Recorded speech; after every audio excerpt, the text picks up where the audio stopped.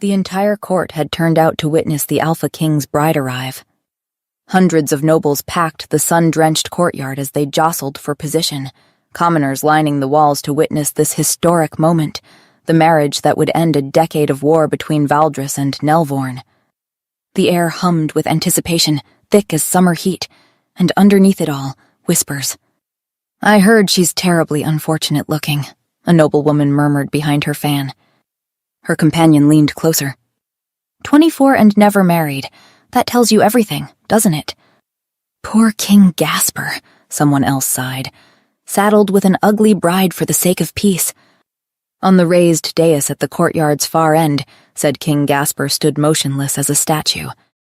He cut an imposing figure in formal black, broad-shouldered and tall, dark hair slightly too long for fashion. His face betrayed nothing, no nervousness, no curiosity, not even a flicker of interest. The indifference was deliberate. It had to be. Tam took her eyes off of him, to watch the royal carriage rolled to a stop in the courtyard's center. She was tucked among the Nelvorn guards who'd accompanied the princess's carriage, just a young knight kept to the shadows.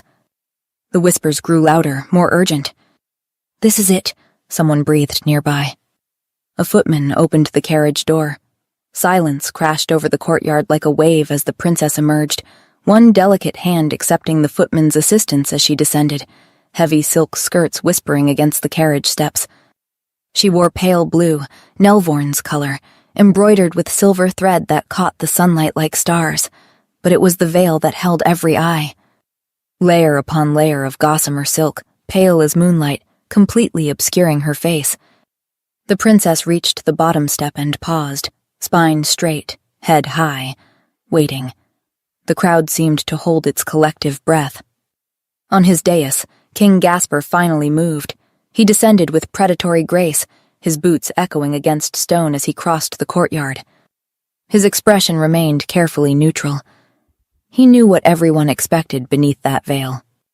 "Princess Tamara Nelvorn," he said when he reached the carriage. "Welcome to the kingdom of Valdris. We are honored by your presence." The princess curtsied low, graceful despite the heavy skirts. King Gasper extended his hand. "May I?" he asked. A pause that felt eternal. Then the princess placed her hand in his. The crowd leaned forward as one, shameless in their curiosity. "By the custom of your people," the king continued, "I am granted the honor of the unveiling, of being the first to look upon my bride's face." When the princess nodded, he reached for her veil. The courtyard went so quiet you could hear the fountain's distant trickle. Would she be as disgracious as the rumors claimed? Would the Alpha King's face fall? King Gasper lifted the gossamer layers, the silk pooling in his hands like water, and went absolutely still. Whatever he'd expected, it wasn't this. The rumors had clearly reached him too, and he'd believed them. And now he was staring at his bride like she'd stolen the breath from his lungs. The princess's face was revealed to the crowd. The collective gasp shook the castle walls. She was beautiful. Not just pretty, breathtaking. Chestnut hair that caught the sunlight like spun silk. Clear blue eyes framed by dark lashes.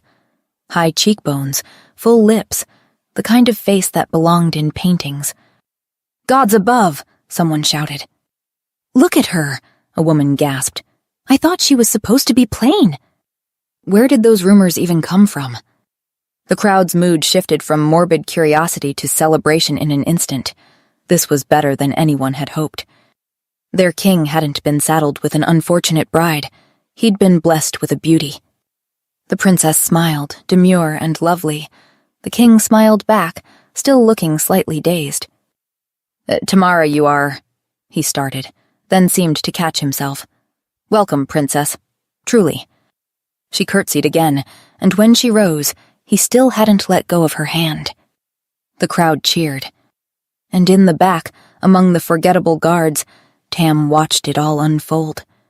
She watched the Alpha King stare at the woman he thought was the real princess. She watched the crowd celebrate a beauty they hadn't expected.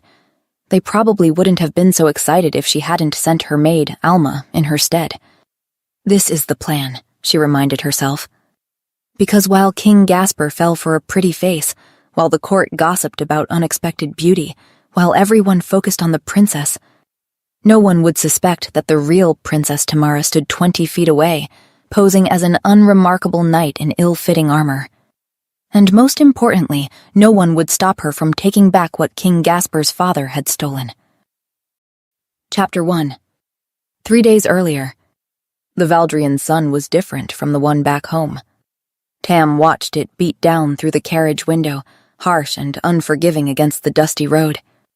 As harsh and unforgiving as the people who populated this forsaken kingdom. They'd crossed the border that morning, left behind the last traces of home, and here, even the air tasted different, bitter, like ash and old blood. The carriage hit a rut, jolting both Tam and Alma, her lady-in-waiting and the only person she'd brought on this nightmare journey, for she was the only one Tam trusted not to try and stop her from enacting her plan. 3 days until they reached the capital. 3 days until she was expected to play the dutiful bride for a shifter king whose father had murdered hers. A beast wearing a crown, one she would never, ever marry, not if she could help it. "Alma," Tam said suddenly, "how would you like to be a princess?" Alma, who was busy gripping her seat with white-knuckled hands, looked up. She stammered, blinking. "I'm sorry." "What?" "A princess." Tam leaned forward. "Fancy dresses, a crown, people bowing when you enter a room, the works." Alma's jaw dropped. "Look, Your Highness, I think the heat has—" she began. "I'm completely serious," Tam interrupted. "I can't be a princess, Your Highness," Alma protested. "Why not?" Tam gestured at the trunk strapped to the back of the carriage, packed with her formal wardrobe. "Put on one of my dresses, a tiara, bam. You're a princess. Genius, no?" Alma's gaze darted to the trunk with a hint of excitement. Then reality crashed back. "Isn't that treason?" Alma asked nervously. "To pretend to be a royal?" "Not if your princess requests it," Tam said smoothly.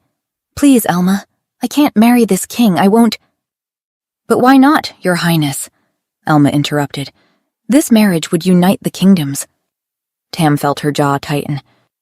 "Did you forget what his father did to us?" she sneered. "The state our kingdom is in because of the war with Valdris? 10 years of fighting an enemy they couldn't match. Shifters were beasts obsessed with conquest, and humans had paid the price in blood. Yes, but didn't King Gasper lead the rebellion against his father?" Alma leaned forward earnestly. "To bring peace." Tam scowled. "Peace on his own terms, Alma," she said. "The new king wants us tamed, conquered.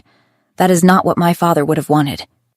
What she didn't say was the deeper truth that kept her awake at night. King Aldrich, the old king, hadn't just killed her father. He'd stolen the sword of Nelvorn. The ancient blade that had been passed down through her bloodline for generations. The sword that granted immense power, but only to those who carried Nelvorn blood.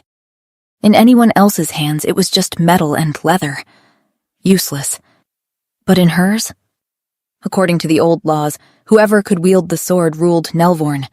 Without it, Tam had no claim to her throne, no power, no way to refuse this marriage. Her kingdom was vulnerable, ripe for the taking, and King Gasper knew it. If he'd truly wanted an alliance between equals, he would have returned the sword when marriage negotiations began a year ago. But he hadn't.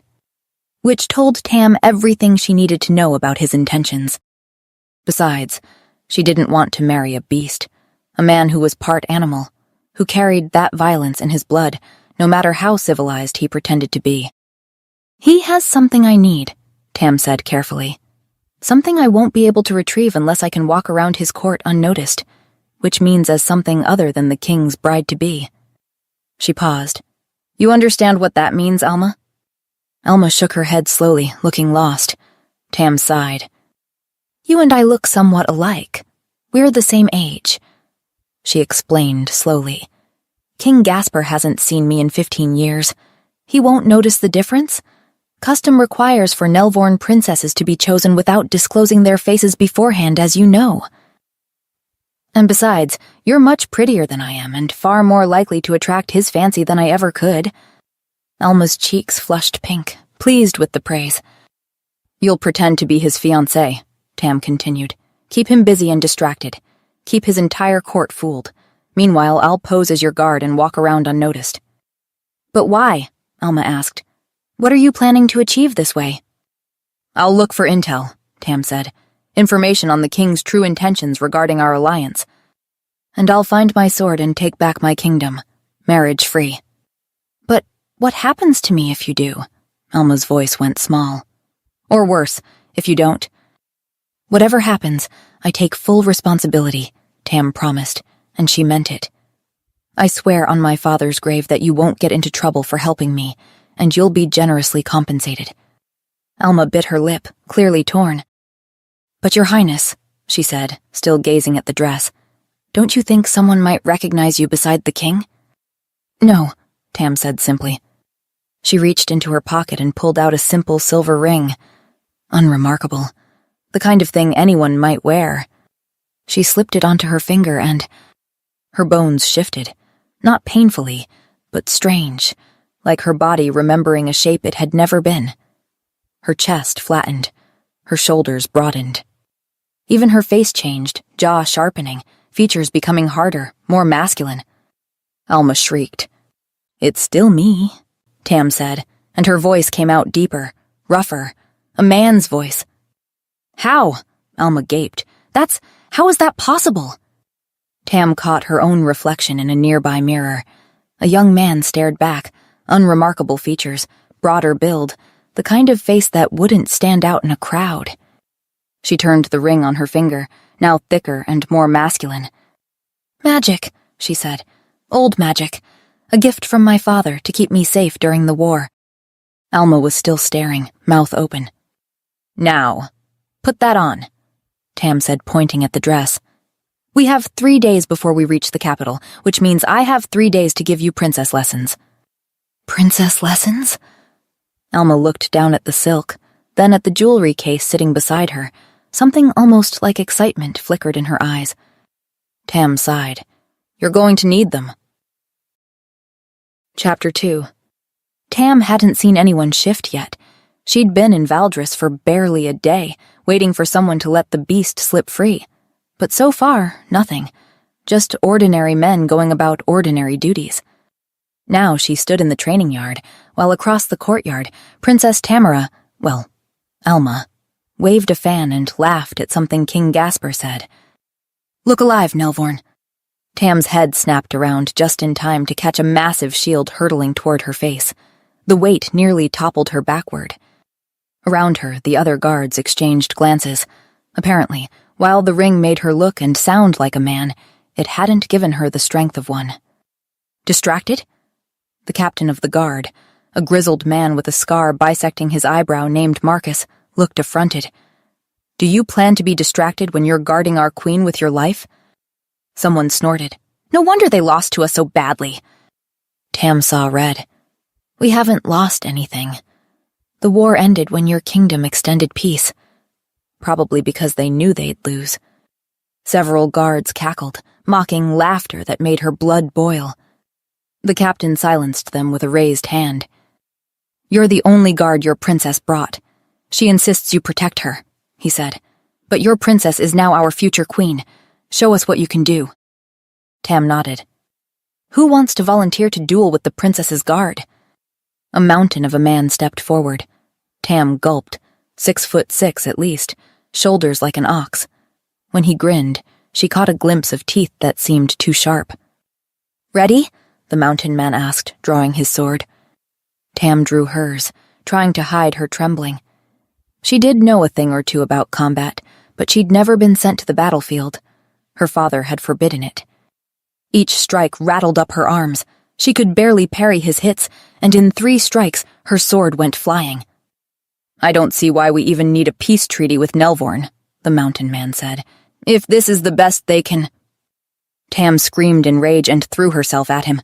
No weapon, no plan, just fury. He caught her by the collar and threw her to the ground like she weighed nothing. Enough! Everyone froze at the commanding voice. Guards dropped into bows. Your Majesty, the captain said quickly. We were just... I saw. King Gasper's boots appeared in Tam's line of sight, and I've seen enough. Alma wrung her hands, looking distressed. This man isn't fit to guard our future queen, the captain said. He doesn't know how to fight. I can fight, Tam ground out, still on her knees. Your Highness, this must be a bad day for Tam, Alma began. The king frowned. Tam? Tam's heart stopped. Her full name was Tamara, but everyone who knew her intimately called her Tam, and the king used to be her playmate. Tom, she corrected quickly. My name is Tom, Your Majesty. For a moment, King Gasper just looked at her. He'd been 16 the last time she'd seen him, and she'd been 9, thinking he was the most impressive person ever. Then he'd disappeared, and his kingdom had attacked hers. The betrayal burned in her chest as he stood before her, broad-shouldered and imposing. A shifter king, with all the power and threat that implied. His eyes were the same, though. Dark blue, like deep water. She'd thought them beautiful once, when she was too young to know better. It annoyed her that she still did. The king extended a hand. His grip was warm as he pulled her to her feet. The princess trusts this knight, Gasper said. You will integrate him into your ranks.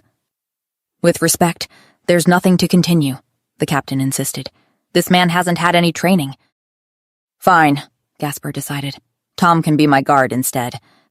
Several guards voiced their disbelief, but the king silenced them with a raised hand. If it pleases you, princess? He asked Alma. Alma nodded, blushing. The captain looked ready to argue further, but one look from the king stopped him. This works out perfectly, Tam thought. As his personal guard, she could spy on him more effectively. Find out where he kept her father's sword. Captain, please escort the princess back to her chambers. As Alma was led away, Tam started to follow, only to have the king's voice stop her. Tom. She turned back. King Gasper was drawing his sword, the blade catching sunlight. Show me what you can do. Tam gulped. Chapter 3. Tam's sword clattered to the ground for the 3rd time that morning. She wanted to scream, or throw something. Preferably at King Gasper, who stood a few paces away with his arms crossed. Again, he said, calmly like he had all the time in the world. Tam gritted her teeth, retrieved her sword, and raised it into position. Her shoulders burned from the repeated motion, unused to the weight of a real sword rather than the lighter practice weapons she'd trained with. She tried the sequence again. Block, parry, step, strike. Her footwork was wrong. She could feel it, the way her weight shifted too far forward. When she brought the blade down, it wobbled pathetically and King Gasper moved. One moment he was watching. The next, he was behind her, one hand catching her sword arm, the other settling on her waist. Tam went rigid. Here, he said, his voice maddeningly calm near her ear. Your stance is too wide. It brings your center of gravity too far forward. He adjusted her feet with his boot, nudging them closer together. And you're gripping too tight. The sword becomes an extension of your arm. You don't strangle it. His hand covered hers on the hilt, loosening her white-knuckled fingers.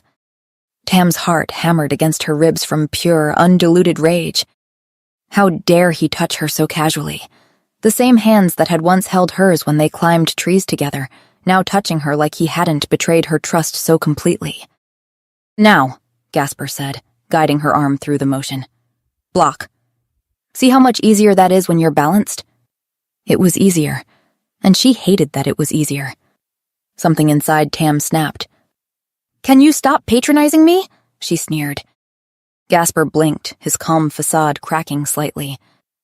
I'm not patronizing you, he began, but she interrupted. I don't need your coddling, Tam continued, and she could hear her voice rising but couldn't stop it. 15 years of rage were clawing up her throat. That's not what I'm doing, Gasper said, and for the first time he sounded defensive. I'm trying to teach you. Teach me? Tam laughed bitterly. You're just trying to make yourself feel better about... She cut herself off, but the damage was done. The king's expression hardened. About what? He asked coldly. Tam's chest heaved. She'd gone too far, way too far for a simple guard. "My kingdom has been at war for years," Gasper said, "because it valued brute strength above all else. Violence was the answer to everything under my father's rule." His jaw clenched. "I'm trying to be better than that, to teach you in a way that doesn't involve breaking you down. By tricking your enemies into inefficiency instead," Tam spat. Gasper's eyes flashed. "I don't believe you're my enemy," he said. "Oh no?" Tam asked.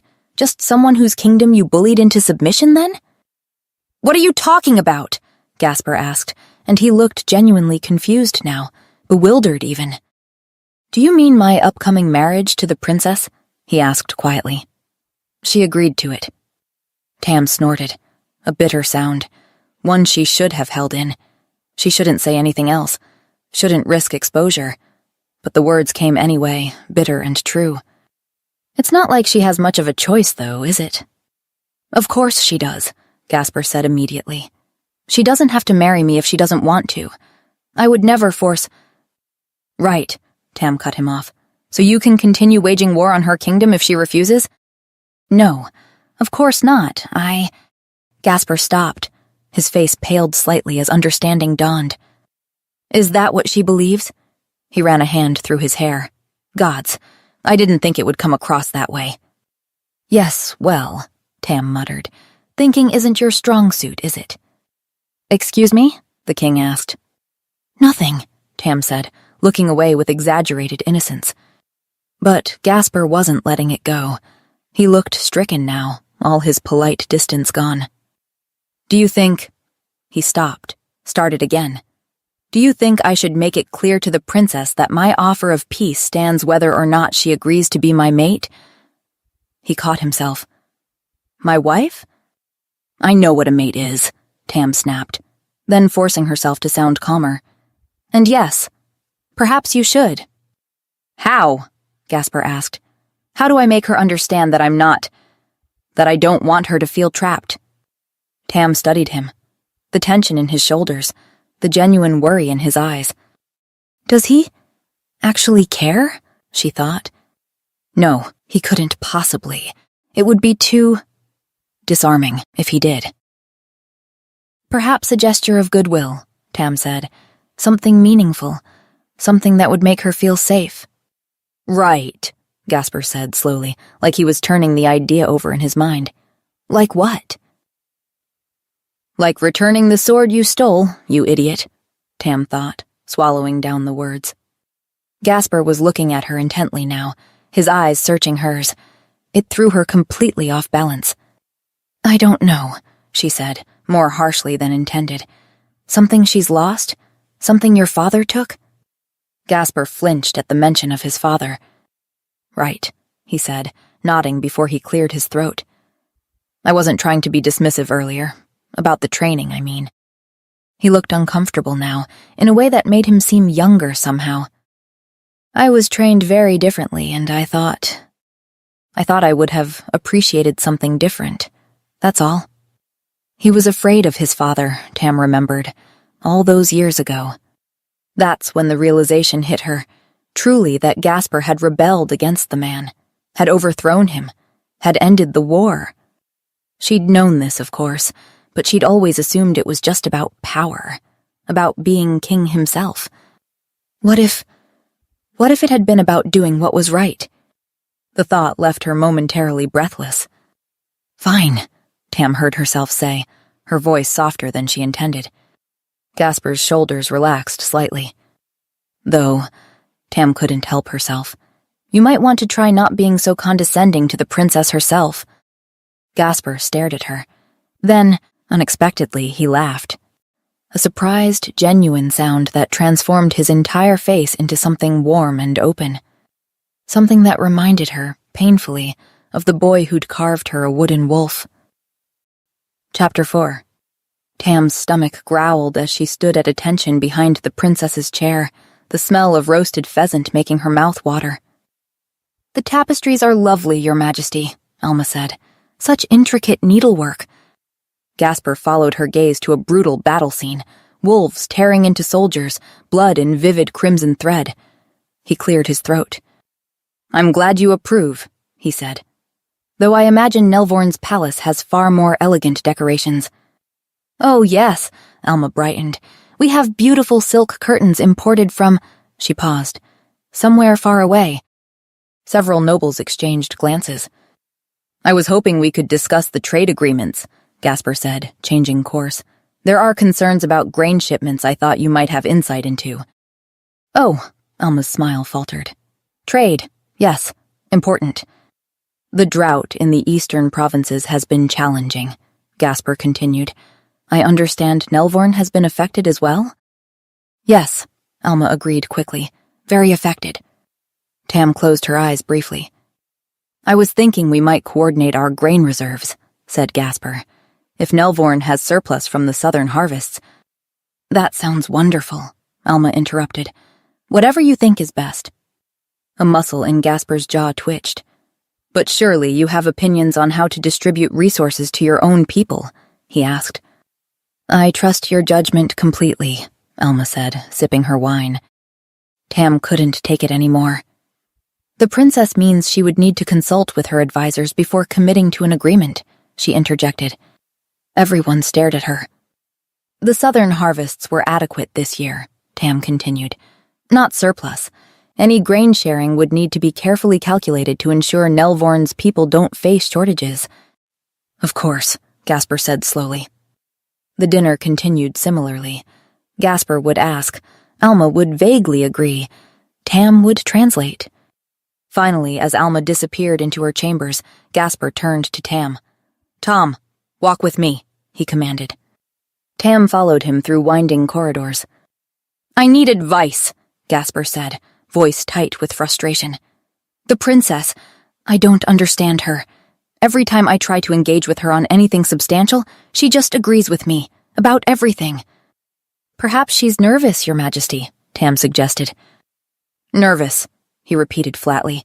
She seems terrified, like she thinks I'm going to— He trailed off. I don't want her to be afraid of me.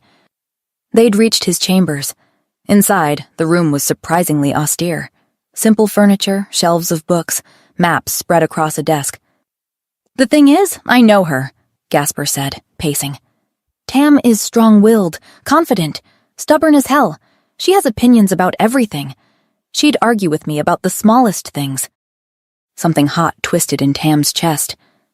Maybe she's changed, Tam snapped. She had to grow up through a war, through betrayal. Betrayal? Gasper asked with a frown. Your kingdom attacked hers, Tam said bluntly. Her father died. Gasper grimaced. Yes, I suppose you're right, he admitted, sitting heavily on his bed. I'm surprised she hasn't gotten angry with me yet, as she should. You seem to understand her better than I do, said Gasper, studying her face. You were able to translate what she meant. He stood, moving closer. Help me, Tom. I need someone who can help me reach her. This was an opportunity to gain his trust, but it also somehow seemed like a trap. I'm not sure that's appropriate, Your Majesty, she managed. I couldn't care less about appropriate, Gasper said. I care about making this alliance work. He fumbled with the buttons on his doublet. Do you think Tam's afraid I'll— He stopped mid-sentence, yanking at a button that wouldn't come loose. Gods, I hate these things. Can you help? Tam frowned. Help? She repeated, feeling dumb. The buttons, Gasper said, waving her over. Oh, right. Tam shuffled her feet, staring at him. I just don't understand what I'm doing wrong, Gasper said, and it took Tam too long to realize he wasn't talking about the buttons. He stood still, arms slightly out, like this was perfectly normal. Like having his guard undress him was something that happened every day. Come to think of it, for him it probably was. She stepped closer and started working him free, trying to ignore how she could feel the heat radiating off him. So you think she's afraid I'll force her into decisions? Gasper continued. Because I would never. His breath ghosted across her cheek as he spoke. He was taller than her, though not by much, with the ring's magic, which meant his face was right there, close enough that if she looked up— She didn't look up. I'm sure it's fine, Your Majesty, Tam muttered. Just Please hold still. Right. Sorry. Gasper paused for half a second. Do you think I should write her a letter? Tam got the last button free, stepping back quickly. The doublet's done, Your Majesty. Excellent. He shrugged out of it without breaking his train of thought, tossing it carelessly onto a chair. Because I want her to know that I respect her opinions, he went on. That I want her to argue with me when she disagrees, and perhaps through a letter. He grabbed the hem of his undershirt and Tam's brain caught up to what was happening half a second too late. The fabric loosened. She caught a glimpse of skin, the hollow of his throat, the beginning of his collarbone. He pulled the shirt over his head in one smooth motion. Not what I... Tom, are you listening? Gasper asked, oblivious. Tam was, in fact, not listening. Because the king was standing in front of her, shirtless, and she'd known shifters were stronger than humans, but seeing it like this, up close, this was something else entirely. His shoulders were impossibly wide, his arms corded with strength that came from years of actual combat, and his abdomen. Tom? Gasper asked again, looking genuinely confused. What do you think? Her voice came out strangled. Sorry, about what? She asked. The letter, Gasper said patiently. Do you think I should write her one? Yes, great idea, she managed, forcing herself to look only at his face. All right, he nodded, moving to the desk. The muscles in his back shifted as he reached for something, and Tam had the sudden, mortifying thought that she wanted to... Stop it, she told herself. Her eyes caught on something, the key hanging from a chain around his neck. This? Gasper asked, noticing her stare. It's my father's vault key. Opens the treasury where he kept things he took from conquered kingdoms. You keep it on you? Tam asked, trying to sound casual. I'm the only one who can open it now, Gasper explained. I need to catalog all those stolen treasures. He knows, Tam thought. He knows the vault is full of stolen things, and he hasn't returned any of it. Her father's sword was in there. She was sure of it. She needed that key.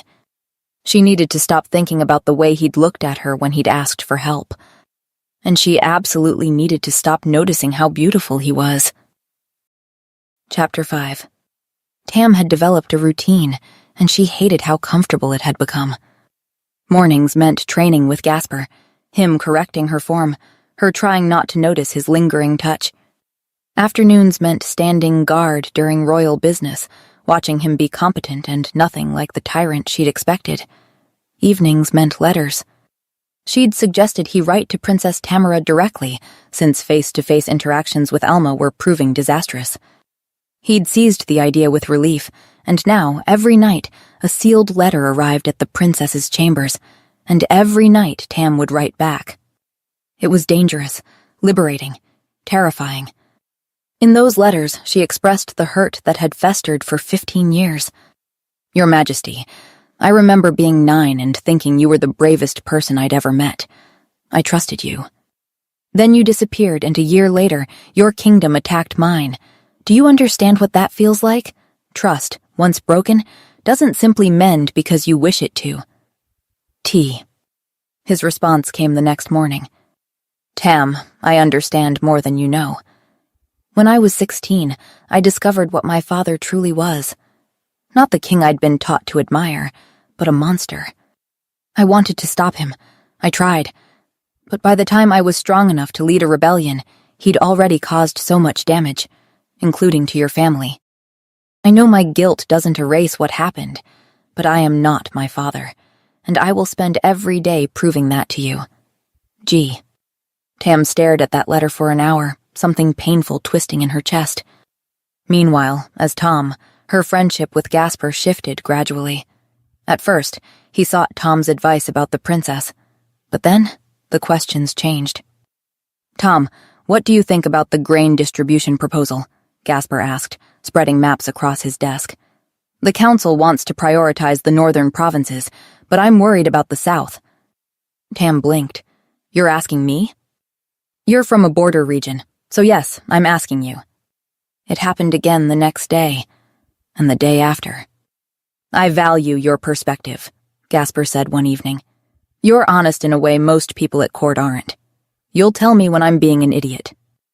You're always being an idiot, Your Majesty, Tam said automatically. See? He grinned. And you actually mean it. The touching started in the 3rd week. They were playing chess, a new habit, games in the evening after formal duties ended.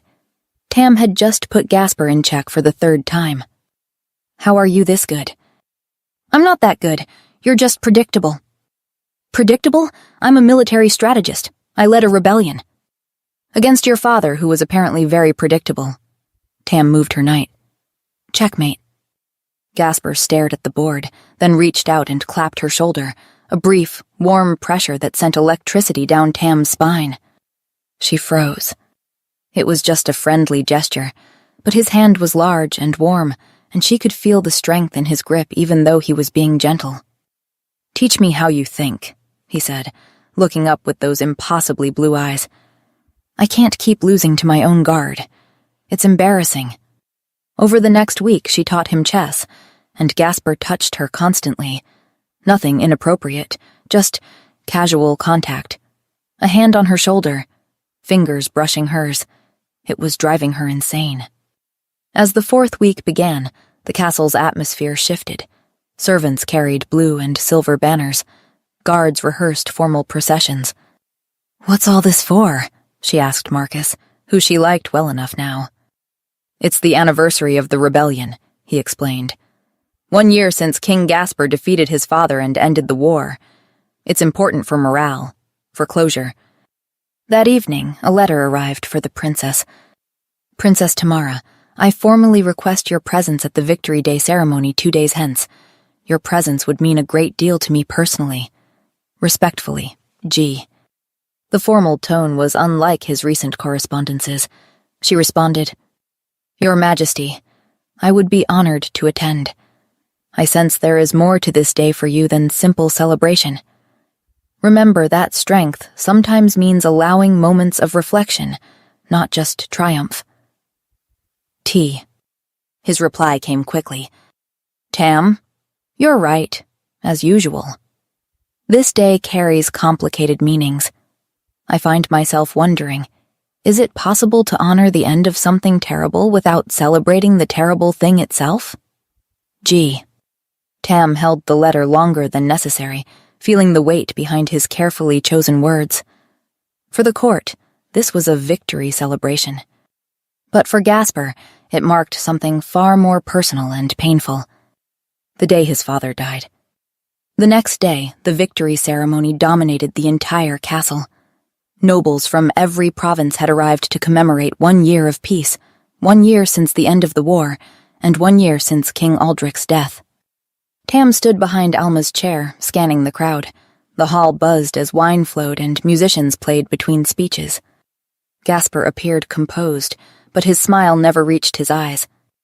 And now, the Chancellor announced, we honor the man who brought us from darkness into light, who ended the tyranny that had gripped our kingdom. Something in Gasper's expression shifted. A flicker of pain? His gaze avoided the massive portrait of his father that still hung on the far wall.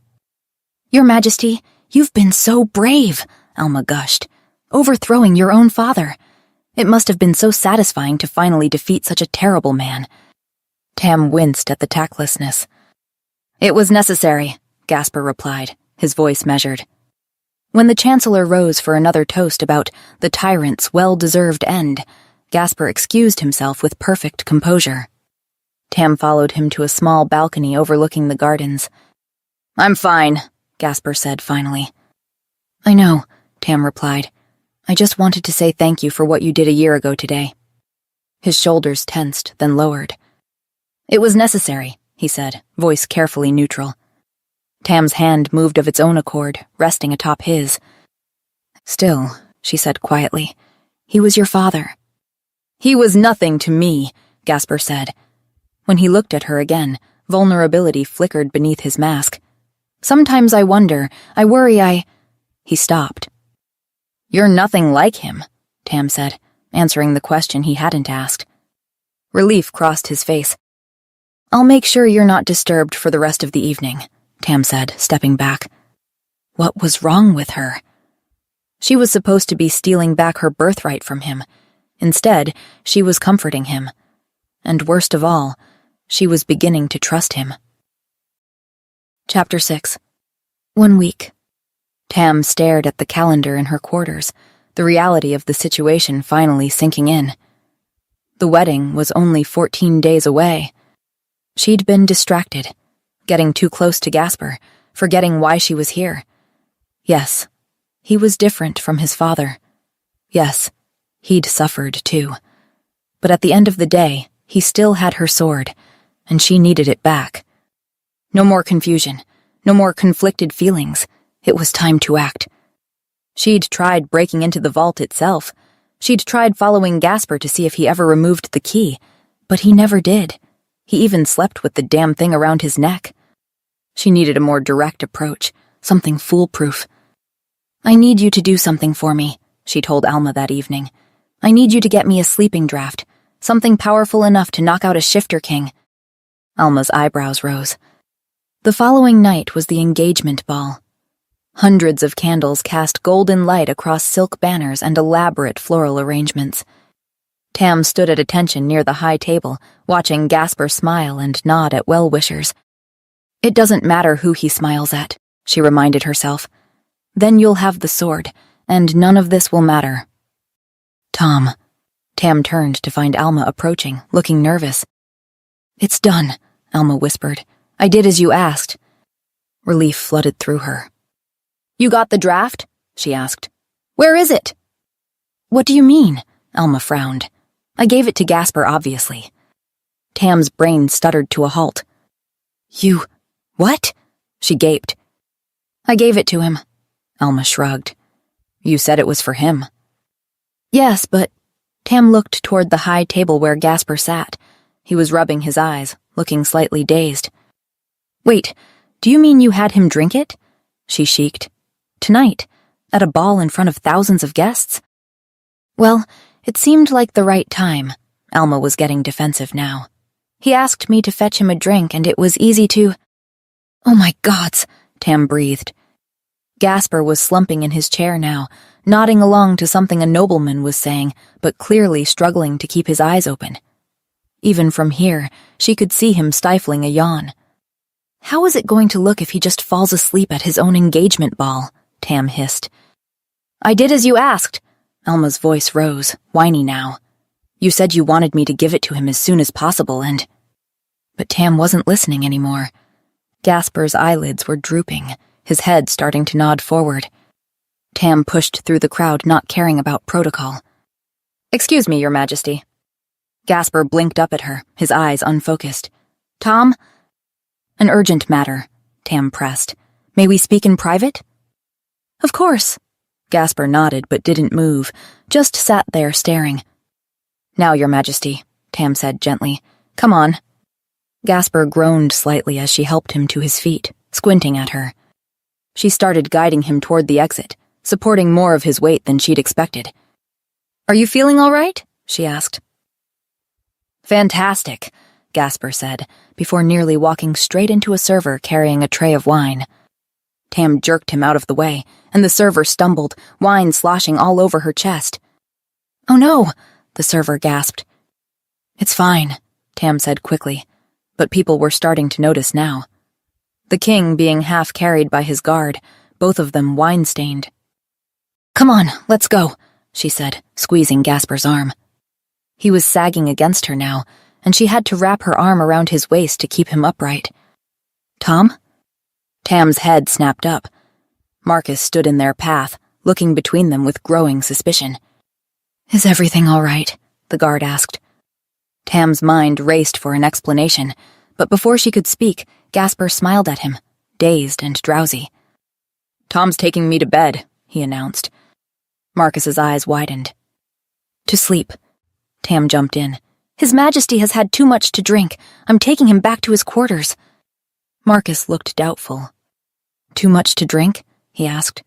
"He's barely had 2 glasses."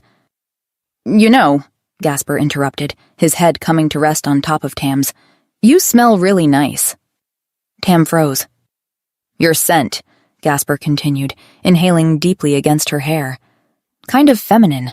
I like it. Marcus looked deeply uncomfortable. Right, yes. Better get him away. That's what I'm trying to do, Tam said through gritted teeth, already moving again. It took another 5 minutes of coaxing and physical support, but finally, they reached Gasper quarters. Tam kicked the door shut behind them and helped the king collapse on his bed with a grateful groan, falling asleep in an instant. Tam stood there, breathing hard. Then reality crashed in. Everyone at the ball was occupied. Gasper was deeply asleep. The key was right there. This was it. Her chance. She moved to the bedside, fingers trembling as she started unbuttoning his doublet. Her hands shook as she worked the buttons free, exposing his shirt beneath. The key, resting against his chest, rising and falling with his breath. Tam swallowed hard and reached out. His skin was warm under her fingertips. Smooth. She could feel his heartbeat, steady and strong, as her fingers brushed against his collarbone, searching for the chain's clasp. Gasper looked so peaceful like this. Beautiful. His dark hair falling across his forehead, his face relaxed in sleep and... Focus, she commanded herself. Get the key. Get out. She found the chain, started to lift it. What are you doing? Tam's heart stopped. Gasper was looking at her, eyes half open, glazed with sleep. Her hand was still wrapped around the key. Panic seized her, but he didn't look angry, just confused, sleepy, dazed. The princess. She wants her sword back. A sword? Gasper blinked slowly. What sword? The sword of Nelvorn, Tam said, and her voice cracked. The one your father stole. Stole. Gasper frowned, his thumb absently stroking the back of her hand. Then something seemed to click. Oh, he pressed his free hand to his forehead. I should have asked her if she wanted anything back. Tam stared at him. Asked her? You mean you'd give it back? She asked. Of course I'll give it back. His eyelids were drooping again. Should have done it sooner. You'll help me apologize, right? To the princess? Tam's throat was so tight she could barely breathe. Sure, she murmured. You're a good friend, Gasper sighed. And then, before Tam could process what was happening, he lifted her hand to his lips and kissed her knuckles. Soft, reverent. Gasper? Are you serious right now? Tam whispered. You'll just give me the sword? Just like that? He made a small sound of acknowledgement, eyes closing. I'll give it all back, he murmured. And then he was gone, breathing deep and even. Tam stood there, the key still in her hand, looking at the unconscious king. She could take it right now. Could go to the vault, retrieve her sword. This was what she'd wanted. But... Slowly, Tam placed the key back on his chest and stepped back. Then she ran out of the room. Chapter 7. Tam burst into Alma's chambers without knocking, heart hammering against her ribs. We have to switch back, she blurted out, making Alma jump. Now. All this time, all these weeks of scheming and plotting, of lying and manipulating, and Gasper would have just given her the sword if she'd asked. Tam couldn't handle lying to him for another minute. Switch back? Alma's asked. Gasper promised to give me back what his father stole, Tam explained. Her hands shook as she paced the chamber, the enormity of her mistake crushing down on her. She thought of Gasper's patient lessons during training, his eager discussions over chess, his hand on her shoulder, warm and steady. All this time, I could have just asked him. I've spent every day with him for weeks now, Tam said. I've seen how he treats his people, how he questions himself. Her voice softened. He's nothing like his father. He never was. And I've been horrible to him. He trusted me, and I betrayed that trust at every turn. I have to tell him the truth, Tam concluded. The wedding is in a week, and he deserves to know who I am. She looked at Alma, unable to hide her fear. He'll hate me, won't he? He has every right to, Tam murmured, a bitter smile twisting her lips. He certainly won't want to marry me after what I've done. But I have to make things right, Tam continued, her voice stronger now. "He'll understand why I did it. He has to. We're friends, at least." Her heart constricted painfully at the word. Friends. They were more than that, weren't they? At least, they could have been, in another world where she hadn't started with lies. "Alma, give me the ring," she said suddenly. "I need to change back." But Alma didn't move. Her face had gone, in fact, very, very still. The silence stretched, unnatural and tense. "Alma?" Tam stepped toward her. "The ring I gave you for safekeeping. I need it now." Alma's fingers tightened around the edge of the vanity until her knuckles whitened. "You're—" Alma swallowed visibly, her throat working. "You're going to tell him everything? Just like that?" A chill crept up Tam's spine. This wasn't concern in Alma's voice. It was fear. "I have to," Tam said slowly. "Now please, fetch me the ring." She watched as Alma straightened her spine, drawing herself up the way Tam had taught her for court appearances. "And what happens to me?" Alma asked, her voice barely above a whisper. "When you take your crown back?" The question hung in the air between them, charged with implication. "What do you mean?" Tam asked carefully. "You'll go back to being my maid, of course. With the payment I promised." Alma laughed, a soft, bitter sound that raised the hair on Tam's arms. "Go back? After all this?" She gestured around her with a sweeping hand. "After being a princess?" Tam's stomach dropped. "The ring, Alma," she repeated, her voice hardening as she stretched out her hand. Time seemed to slow as Tam saw the decision form in Alma's face. "No," the maid said, the word falling into the room like a stone. "I don't think so." For a moment, Tam could only stare. "What did you say?" she finally managed. "I said no." Alma's voice grew firmer. "You see, I rather enjoy being Princess Tamara. I think I'm doing a pretty good job at it, actually." Disbelief gave way to anger. "You haven't done anything I haven't instructed you to do." Tam's voice rose sharply. "And you've done that badly, I might add. All you've managed is to parade around in pretty dresses." "I happen to like the pretty dresses," Alma snapped. "I've gotten used to them, and besides, the king likes me." The claim hit Tam like a slap. "He cares for the alliance," she retorted, possessive fury replacing shock. "It's not about you. Not when I'm the one writing his letters, the one actually connecting with him." "Oh, please," Alma scoffed. "I can write letters." "You can't read," Tam shouted, her entire body shaking with rage. "This is ridiculous. I'm the princess. Gasper needs to know the truth. Now give me back my ring, now." Something dangerous flickered across Alma's face.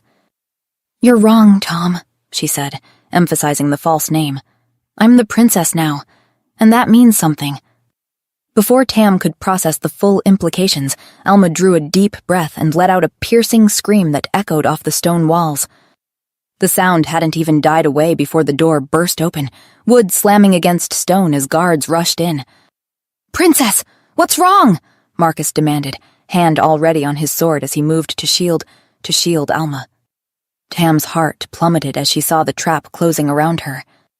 "This man tried to kidnap me," Alma gasped, tears already streaming down her face as she pointed to Tam. "What?" Tam shook her head. "That's ridiculous." "As ridiculous as when you forced me to drug his royal highness," Alma countered. "Said you'd hurt him if I didn't help?" Ice flooded Tam's veins as the accusation landed.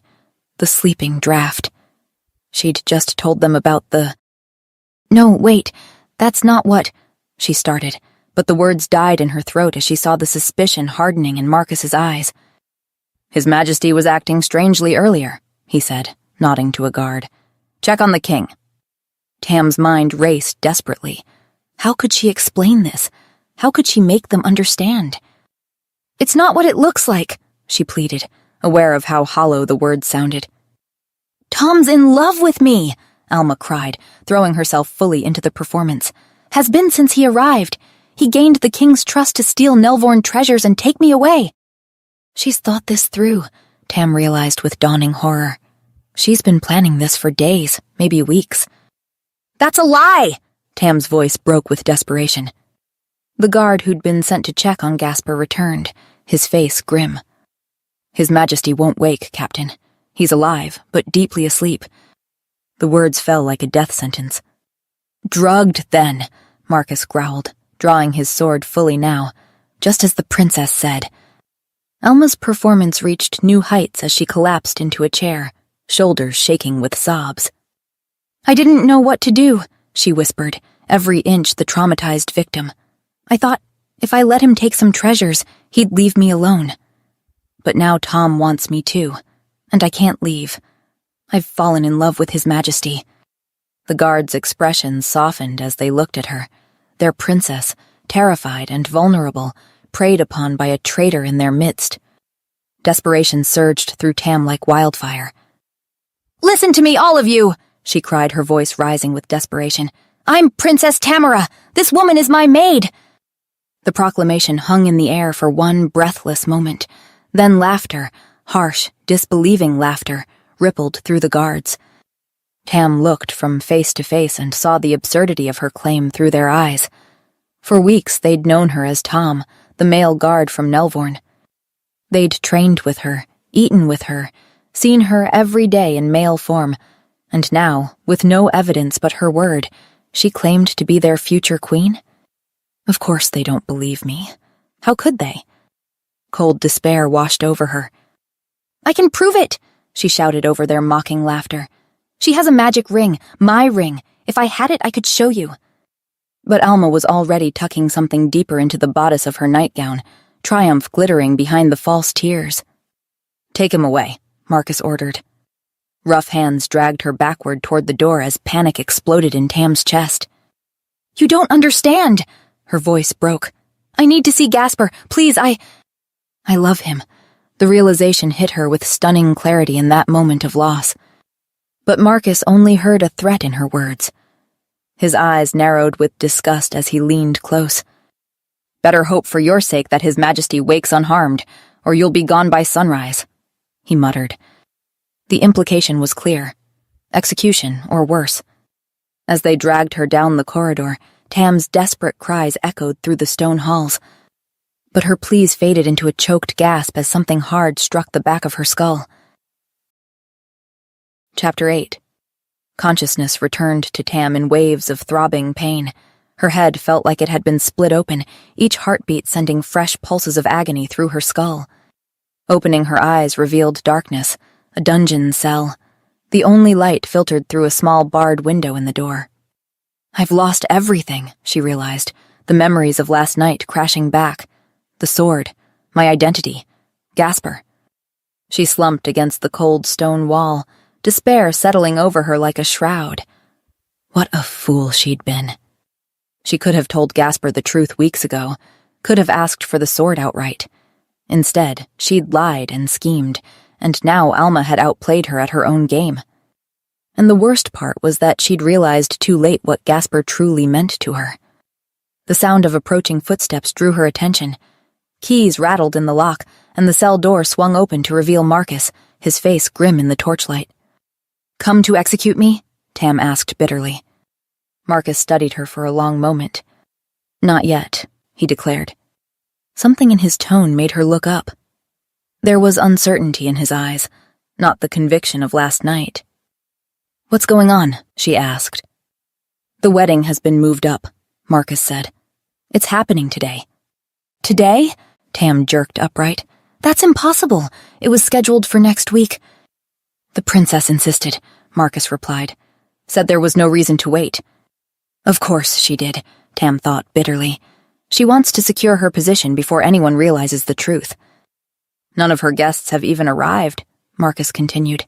"Princess Tamara's family and court are going to miss the wedding, and she doesn't even seem to care." "That's because she isn't the princess," Tam said. A flicker of doubt crossed Marcus's face. "Well, there is one guest. Her uncle arrived late last night." Cold dread pooled in Tam's stomach. "Lord Rowan?" she asked. "He didn't notice anything unusual about the princess," Marcus said, eyeing her careful. Tam's laugh was bitter. "Rowan has always wanted the throne for himself. He's probably struck a deal with Alma." Marcus's brow furrowed. "How would you know about all that?" Because I'm Princess Tamara, Tam insisted, leaning forward as much as her bonds would allow. Alma is my maid. Marcus didn't laugh this time. He simply watched her, weighing her words. The king looks troubled, he said finally. Hope flickered in Tam's chest. Has he asked about me? May I see him? Marcus hesitated. The princess told us to tell him you deserted. Said it would devastate him to know you betrayed him by drugging him, so everyone's maintaining that story. The king looks devastated anyway. His eyes narrowed. Is there something between you and His Majesty, Tom? Of course there is, Tam said without thinking. I'm his fiancé. Marcus stared at her for a long moment, then laughed incredulously. You expect me to believe you're the princess? When you've been training with us for weeks, living in the barracks, attending to the king as a man? Tam met his gaze unflinchingly. I can prove it. Have the king bring the sword of Nelvorn to the wedding as a gift for the princess, then sneak me into the ceremony. Why would I do that? Marcus said, crossing his arms. Because you came here. Something's wrong and you can feel it. Tam pressed. And because the sword of Nelvorn responds only to Nelvorn blood, she added. It's magic. My family's old magic. If Alma tries to wield it, nothing will happen. But if I touch it... She leaned forward. It will recognize me as its rightful owner. Marcus studied her, skepticism written across his face. Have me there bound and escorted, Tam pressed. I won't move. I'll just speak. What harm could it do? You drugged the king, Marcus reminded her. I didn't hurt him, Tam countered. If I'm lying, I'm just a crazy fool who gets dragged away. But if I'm telling the truth? She held his gaze. You save your king and your kingdom from being tricked into a false marriage. Marcus was silent for a long moment, his internal struggle evident in his face. Please, Tam whispered, for Gasper's sake. Something in her tone, the raw emotion, the desperation, seemed to reach him. Don't thank me yet, Marcus warned. If you're lying... He let the threat hang unfinished in the air. I'm not, Tam said simply, and once Gasper knows the truth, everything will change. For better or worse, she thought, as Marcus locked the cell door behind him. At least he'll know who I really am. Chapter 9. The great cathedral of Valdris was awash with morning light streaming through stained glass windows. From her hidden vantage point, Tam scanned the assembled crowd. 2 guards flanked her, hands resting on their sword hilts, ready to intervene if she made any sudden movements. Lord Rovan stood near the altar, her uncle's thin face set in its usual calculating expression. The sight of him confirmed her worst fears. No true Nelvorn noble would recognize Alma as the princess unless they stood to gain from the deception. He always wanted the throne, Tam thought bitterly, and now he's making his move. Her gaze shifted to the altar where Gasper stood, resplendent in formal attire, and utterly miserable. Though he maintained the rigid posture expected of a king, his eyes were distant, unfocused. The cathedral doors opened, and the music swelled as Alma processed down the aisle, Lord Rovan smiling thinly as she passed. Tam's hands clenched into fists. I can't let this happen. Then Marcus approached the dais. In his hands was a long object wrapped in blue velvet, a sword. He met Tam's eyes across the cathedral and gave an almost imperceptible nod before presenting the package to Gasper. The king took it, solemn. Before we begin, he announced to the assembled guests, I have a gift for my bride. He carefully unwrapped the velvet, revealing the gleaming length of a sword. Tam's breath caught in her throat. Even from a distance, she recognized the intricate engravings on the blade. The sword of Nelvorn. Princess Tamara, Gasper continued, I know this is important to you, and I should have returned it sooner. Forgive me. He paused, emotion briefly crossing his face. I didn't know everything that was in my father's vault, nor did I particularly want to know. Seeing all that he had stolen and destroyed was... difficult. But that's no excuse, Gasper concluded. This belongs to you and your kingdom, and I return it now as a symbol of the peace between us. He extended the sword toward Alma, who looked momentarily bewildered. "Oh, thank you for this weapon," she said with a brittle smile.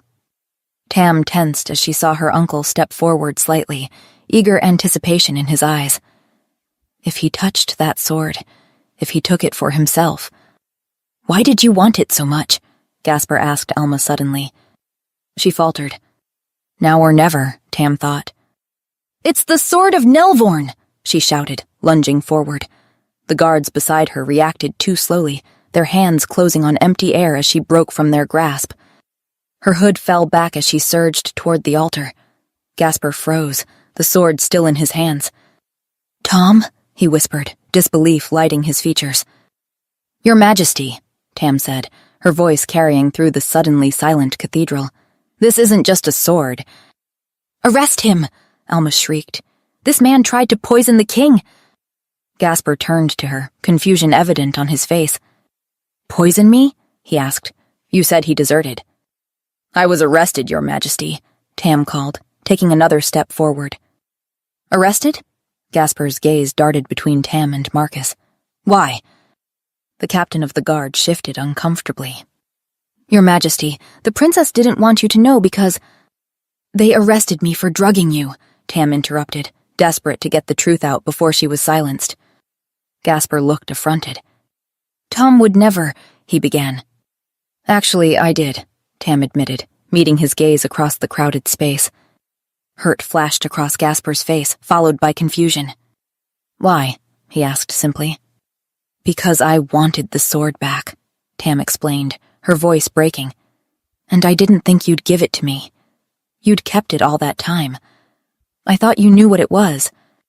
Gasper's expression was a storm of emotions, confusion, hurt, uncertainty. "Well, what is it?" he asked. Nothing," Lord Rovan interrupted.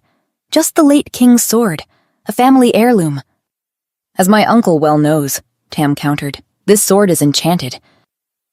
It holds power that protects our kingdom, power which only activates when the sword is held by a Nelvorn heir. Power your father sought after my father once revealed it to him." Tam shot a glare at Rovan. "And power my uncle now wants too." Gasper's brow furrowed deeper. "Wait, this man is your uncle?" he asked. Tam nodded as the crowd erupted in confused whispers. "That's not true, Your Majesty," Alma protested. "Don't listen to him." "Give her the sword," Tam interrupted, gesturing toward Alma. "Have her hold it." After a moment's hesitation, Gasper offered the sword to Alma. "Oh, for crying out loud," she huffed, snatching the blade. She struggled with its weight, but held it aloft. "There, I carried it." Tam saw her uncle pale. "Yes," she said, "and nothing happened, which proves you're not of Nelvorn birth." The crowd's whispers grew louder, echoing through the vaulted ceiling. "Or it just proves you're insane!" Rovan shouted. "Will you stop?" Tam snapped. "If you end this charade now, Uncle, I'll spare you." The man's face drained of color. "Have him touch it," Tam told Gasper, pointing to her uncle. "The sword. Have my uncle touch it, but don't give it to him. It doesn't belong to him." Gasper, his eyes never leaving Tam's face, beckoned Rovan forward. "Touch the blade," he commanded, still holding the sword himself. The moment Rovan's fingers made contact, the sword began to glow with golden light, illuminating the cathedral. Gasps of astonishment echoed through the space. "And who does it belong to, then?" Gasper asked Tam. "The sword, I mean." Tam smiled. "It belongs to me," she said. The cathedral erupted in shocked exclamations. Alma backed away, panic evident in her eyes. "I am Princess Tamara of Nelvorn," Tam declared, reaching the dais. "And this," she gestured to Alma, "is my maid." She turned to Gasper, whose expression remained unreadable. "I'm sorry, Your Highness," she said softly, "but I asked her to take my place because I believed you were deliberately keeping the sword from me so I couldn't access my throne. I thought you were like your father." The last words were barely above a whisper, meant only for him. "I was wrong." The crowd's murmurs grew to a roar as nobles argued amongst themselves, some pointing accusingly at Alma, others demanding explanations. "I can prove it," Tam said, raising her voice. "Give me back my ring, Alma." "This is insane," Alma protested. "This man is completely deluded." Tam sighed, then stepped forward and grasped the sword still in Gasper's hands. The moment her fingers touched the hilt, it ignited with brilliant golden light, far brighter than when her uncle had touched it. The radiance bathed her face, casting her features in sharp relief. The cathedral fell silent once more. "Give me my ring," Tam said quietly, pointing the glowing sword at Alma. Cornered, Alma looked desperately to Gasper for help, but his expression had hardened. "The ring," he demanded coldly. Seeing no escape, Alma reached into her bodice with trembling fingers and withdrew a silver ring strung on a delicate chain. She placed it in Gasper's outstretched palm. Gasper studied the simple silver band for a moment, then turned to Tam. He extended his hand. She placed her palm in his. With deliberate care, Gasper slid the ring onto her finger. Tam's form shimmered, features shifting like water, and suddenly, her jaw softened, her stature diminished slightly. The masculine guard's uniform hung loosely on her now feminine frame, and her chestnut hair cascaded down her back, freed from the confines of its tight braid. The crowd erupted in screams and chaos, but Tam heard nothing. She saw only Gasper's face, his wide eyes, his parted lips, the dawning recognition as he truly saw her for the first time in 15 years. Chapter 10. 3 days after the wedding that never was, Tam stood in the courtyard, her traveling party assembled and ready for the journey back to Nelvorn. The morning sun glinted off her father's sword, now properly sheathed and secured to her saddle. "The prisoners are secured, Your Highness," Marcus reported, gesturing to the enclosed wagon where Alma and Lord Rovan sat under heavy guard. Tam nodded. "Thank you, Captain." The Nelvornian nobles who had arrived, too late for a wedding, but just in time to confirm her identity, were already mounted, waiting patiently. Their presence had been unnecessary in the end. Gasper had believed her immediately, standing firm against anyone who questioned her claim. They hadn't spoken privately since that moment in the cathedral. There had been formal meetings with advisors, diplomatic discussions about the future of their alliance, but nothing personal. No mention of what had passed between them when she was Tom, or what might have been if she hadn't deceived him. She knew why, of course. How could he forgive her? She had lied to him for weeks, abused his trust in the worst possible way. Tam mounted her white mare, adjusting her riding gloves. Just as she was about to signal her party to move, the castle doors opened. Gasper emerged, flanked by his advisors, his crown catching the sunlight. Every inch a king, distant, regal, proper. The courtyard fell silent as he approached. Tam straightened in her saddle. "Princess Tamara," he said, stopping beside her horse. "I wanted to wish you a safe journey home." "Your Majesty," she inclined her head. "Thank you for your hospitality. I look forward to a new era of peace between our kingdoms," he continued, his voice carrying the same careful neutrality she'd heard in council meetings. "As do I," she replied. "The alliance terms are fair. You've been generous." Gasper nodded, not quite meeting her eyes. "Safe journey, Princess." He stepped back, a clear dismissal, and panic surged through Tam's chest. This was it, the last time she might ever see him. "Gasper!" His name escaped before she could stop it. He looked up, surprise briefly breaking through his composed facade. "I'm sorry," Tam said quietly, "for not trusting you." Gasper winced. "I understand why you wouldn't," he said. "Maybe at first, but then, you became my friend, Gasper." Tam's voice caught. "As Tom, we were friends, weren't we?" The king's composure cracked, emotion bleeding through. "Yes," he said, finally getting her gaze. "We were." "For what it's worth," Tam continued, throat tight. "I really enjoyed being your friend." Gasper's smile was sad as he gave her a small nod. "Likewise, Princess," he murmured. He was going to leave. He was going to leave without knowing. Tam took a deep breath, finding courage for one last truth. "I would have enjoyed being your wife," she proclaimed. More than enjoyed. Her voice dropped to barely above a whisper. "Please know I'll regret what could have been for the rest of my life." Without waiting for his response, Tam urged her mare forward. She rode through, her entourage falling in behind her. She thought she heard Gasper call her name, but she didn't look back. The mountain path wound down from the castle, steep cliffs rising on one side, a breathtaking drop on the other. Tam rode ahead of her party, putting distance between herself and her guards, needing the solitude to compose herself. A howl echoed through the mountains behind her. Tam reined in her horse, turning in the saddle. The sound came again, closer this time, a deep, powerful howl that sent shivers down her spine. There, far up the path, a massive wolf appeared. Silver gray and powerful, it raced down the trail with impossible speed, heading straight for her. Her guards were too far behind.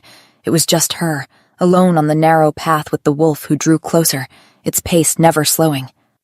It was enormous, larger than any natural wolf, its eyes a familiar dark blue that Tam would recognize anywhere. "Gasper," Tam whispered, heart racing. Her mare whinnied in fright, backing toward the cliff edge. "Easy," Tam soothed, trying to calm the animal even as her own pulse thundered in her ears. The wolf stopped several paces away, those intelligent eyes fixed on hers. Slowly, Tam slid from her saddle onto the rocky path. Her foot slipped on loose stones, and she felt herself falling backward, toward the cliff's edge.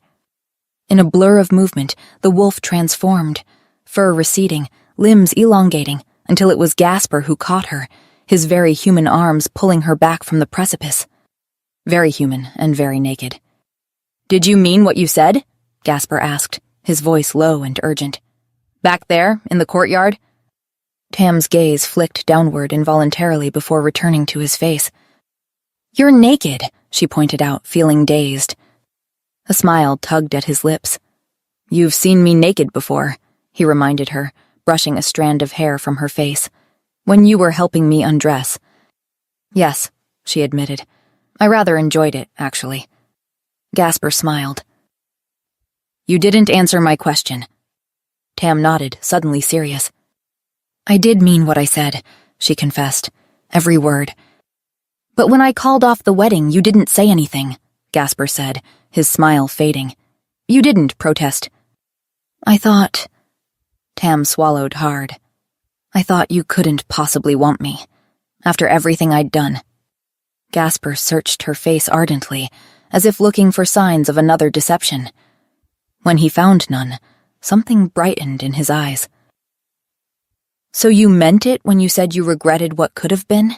he pressed, his eyes searching hers. "Did you mean that part too?" "Especially that part," Tam whispered. Something in his expression broke open then, hope and joy and longing all at once. Before she could say another word, he leaned down and pressed his lips to hers. "I love you," Tam whispered when they finally broke apart. "I should have realized it sooner. Forgive me." Gasper cupped her cheek. "Marry me," he said simply. Tam nodded, and Gasper smiled, the full, radiant smile she'd so rarely seen, and kissed her again, heedless of the wind swirling around them or the sheer drop inches from their feet. On this lonely mountain path, with the world spread out below them, they found each other at last. Hi everyone, I hope you enjoyed this story. For those who haven't heard about it yet, I've released a brand new exclusive story on my Patreon, The Wishmaker's Curse, which explores Adrian's past. It's available to Tier 3 members, but I've also made it accessible